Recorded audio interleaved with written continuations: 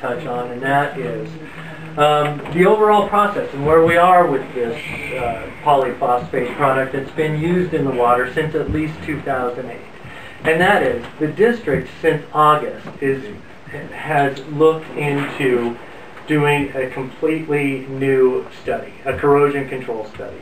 This study would analyze all different options, not just Sequest, but pH adjustments, lime adjustments, soda adjustments, whatever other products are out there.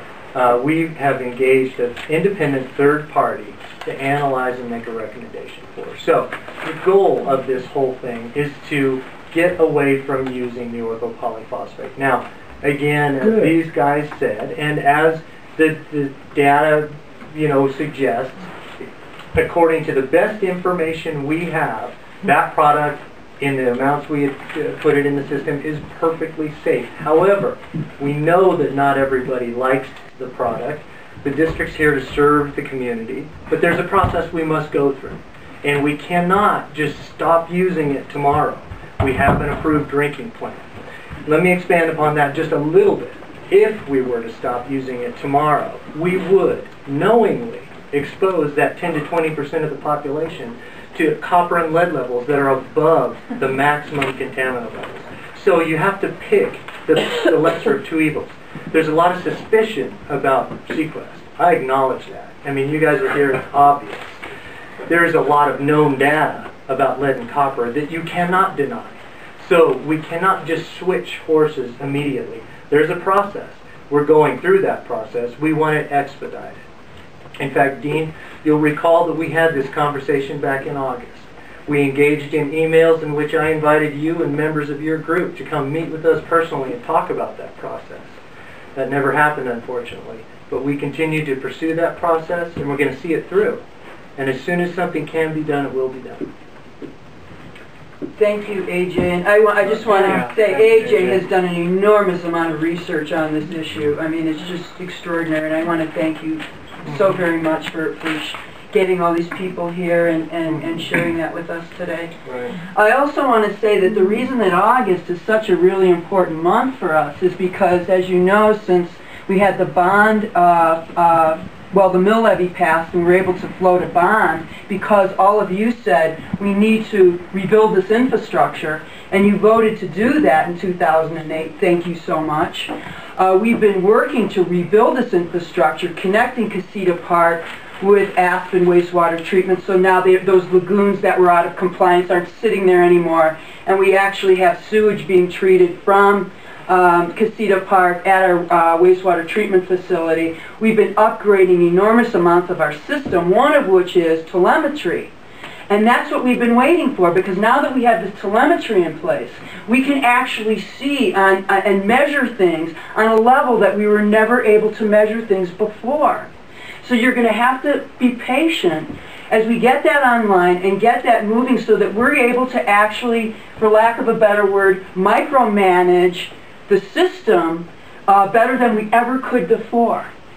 So all these things take time. All this infrastructure rebuilding takes time.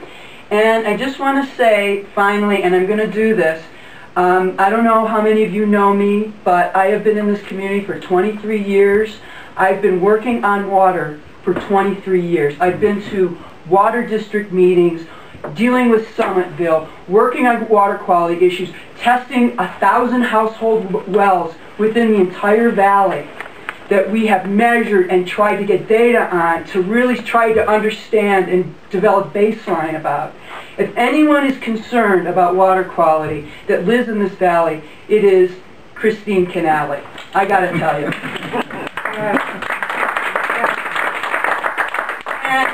I wish everybody a really happy holiday.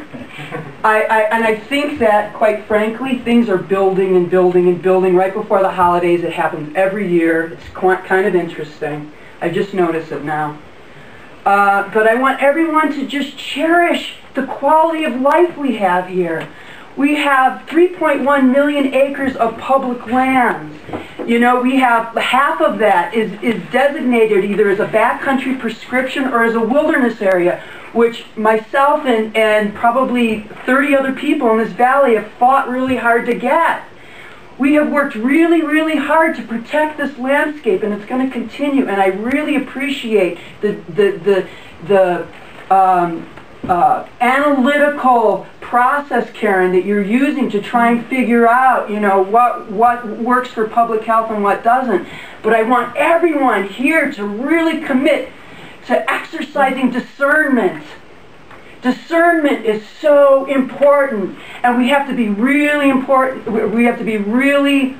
careful about what priorities and battles we choose to get involved with, because our energy is so important, and we need to direct it in really positive ways that are going to direct change in a good way, and not undermine an infrastructure like the Water and Sanitation District, which I am so proud of this staff, and I am so honored to be sitting with this board of people who have devoted, especially over the last couple of years, an enormous amount of time to running this district in the best possible way. And I'm asking for your help to help us do that in the best possible way, with good ideas and constructive criticism. But when I saw some of the stuff I saw over Facebook, I gotta tell you, it was really disappointing.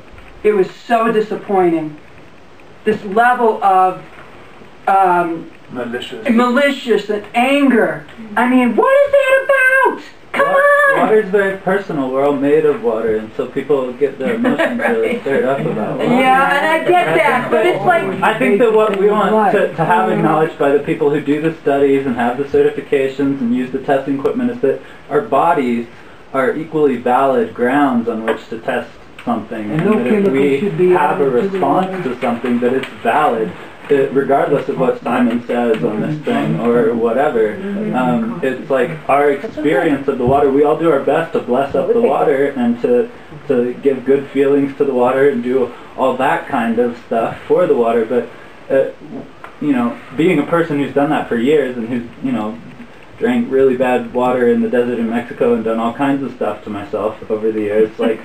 My experience since being here for the last 2 years is that this water is really hard to work with, and that it compromises your immune system. There's a kind of suppression of the immune system when you're bathing or showering in this water or drinking this water or just having a lot of exposure to it, and you can see it reflected in your plants if you use it with your plants, and that's as valid as it is. And let me acknowledge that. I think your points are heard and well made, but as I said before, there just is a regulatory body within which we have to work. And I promise you that everybody here would do their best and will do and has done to meet your desires and needs and balance that with the regulatory requirements. It's difficult to do both because one won't necessarily allow the other in its perfect form. You come as close as you can, you know, and that's what the district has to just do. in my opinion is this district could get closer. Yeah. My opinion is this district could get closer to meeting those two. Well, let me. So it's a good point. It's a fair point. So, in your opinion, we could do better. But let me just explain a couple things.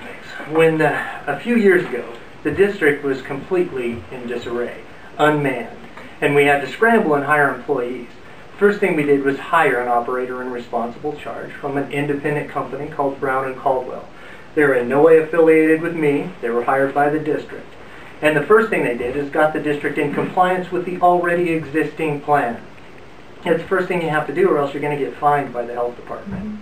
Which so the district, we have been fined. We've got about $250,000 worth of fines out there. We have to pay.